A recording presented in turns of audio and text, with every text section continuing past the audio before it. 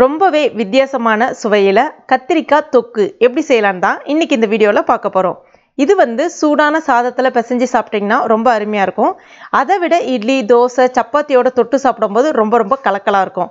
எப்பவுமே நம்ம கத்திரிக்காவை பயன்படுத்தி கத்திரிக்காய் கொஸ்து இல்லைன்னா வத்தல் குழம்பு இந்த மாதிரி ஏதாவது செய்வோம். ஆனால் இப்படி ஒரு முறை ட்ரை பண்ணி பாருங்க. திரும்ப இதே மெத்தடில் தான் செய்வீங்க. அவ்வளோ ஒரு ருசியாக இருக்கும். இதை இப்போ நம்ம எப்படி செய்யுதுன்னு பார்க்கலாம். வெல்கம் டு டுடே சமையல். அதற்கு முதல்ல ஒரு பேனில் 3 டீஸ்பூன் அளவுக்கு எண்ணெய் சேர்த்துங்க. நல்லெண்ணெய் பயன்படுத்தினீங்கன்னா ரொம்ப சுவையாக இருக்கும். இப்போ இதில் ஒரு 1/4 கிலோ அளவுக்கு கத்திரிக்காவை கொஞ்சம் இந்த சைஸில் கட் பண்ணி எடுத்துருக்கேன்.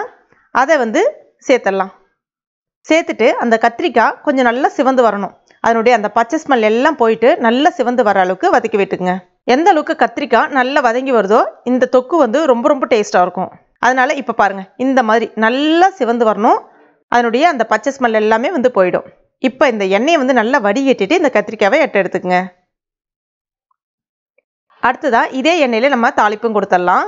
1/2 டீஸ்பூன் கடுகு, 1/4 டீஸ்பூன் சீரகம் எல்லாம் பொரிஞ்ச பிறகு கொஞ்சமாக கருவேப்பிலை இலைகள். அடுத்ததா ஒரு மீடியம் சைஸ் பெரிய வெங்காயம் பொடிசாக கட் பண்ணி எடுத்துருக்கேன். கூடவே ஒரு 5-6 சின்ன வெங்காயமும் கட் பண்ணி எடுத்துருக்கேன். நல்லா சுவையாக இருக்கும்.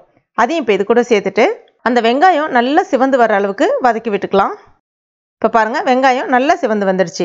இப்போ இதில் 1/2 டீஸ்பூன் இஞ்சி பூண்டு விழுது சேர்த்துட்டு அதனுடைய பச்சை ஸ்மெல் போகிற அளவுக்கு வதக்கி விட்டுக்கலாம்.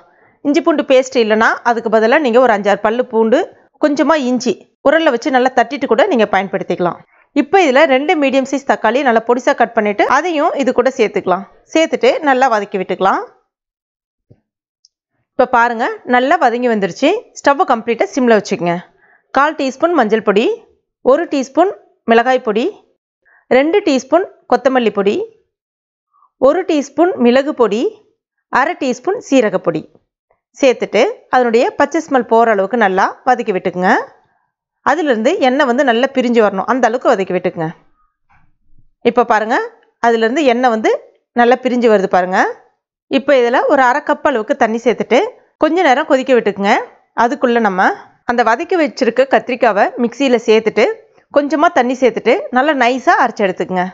இப்போ பாருங்கள், அதே சமயத்தில் அந்த ஊற்றின தண்ணி எல்லாமே நல்லா இழுத்துட்டு எண்ணெயும் நல்லா பிரிஞ்சு வந்திருக்கு. அதனுடைய பச்சை ஸ்மெல் எல்லாம் நல்லா போயிடுச்சு. இப்போ இதில் நம்ம அரைச்சி வச்சுருக்க அந்த கத்திரிக்காய் விழுதை சேர்த்துடலாம். கூடவே அந்த மிக்சியில் கொஞ்சமாக தண்ணி சேர்த்துட்டு நல்லா ஒரு முறை கலந்து விட்டுக்குங்க. ஒரு 2லேருந்து 3 நிமிஷத்துக்கு நல்லா கலந்து விட்டுக்குங்க.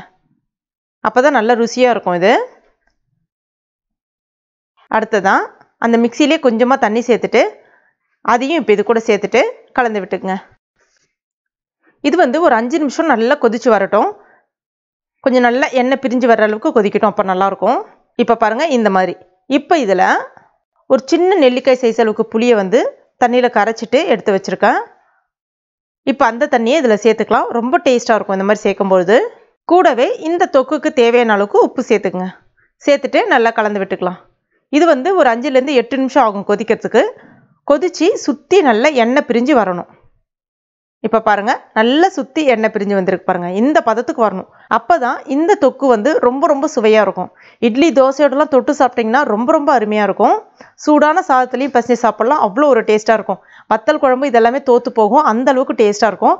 கண்டிப்பாக இந்த மெத்தடில் நீங்கள் ட்ரை பண்ணி பாருங்கள். இதில் நீங்கள் ஃபைனல் டச்சுக்கு கொத்தமல்லி அந்த மாதிரிலாம் எதுவுமே தூவணுன்ற அவசியம் கிடையாது. அப்படியே சாப்பிட்லாம். அவ்வளோ டேஸ்ட்டாக இருக்கும். ட்ரை பண்ணிவிட்டு மறக்காமல் எனக்கு கமெண்ட் பண்ணுங்கள். இந்த வீடியோ பிடிச்சிருந்தா லைக் பண்ணுங்கள். உங்கள் நண்பர்கள் மற்றும் ஃபேமிலி மெம்பர்ஸ் கூடயும் மறக்காமல் ஷேர் பண்ணுங்க. மேலும் இது போன்ற டேஸ்டி ரெசிபிகளுக்கு நம்ம டுடே சமையல் இது வரைக்கும் நீங்கள் சப்ஸ்கிரைப் பண்ணாத நண்பர்களாக இருந்தீங்கன்னா உடனே சப்ஸ்கிரைப் பண்ணிங்க. கூடவே மறக்காமல் அந்த பெல் நோட்டிஃபிகேஷன் சிம்பிளை ப்ரெஸ் பண்ணுங்க. தேங்க்யூ.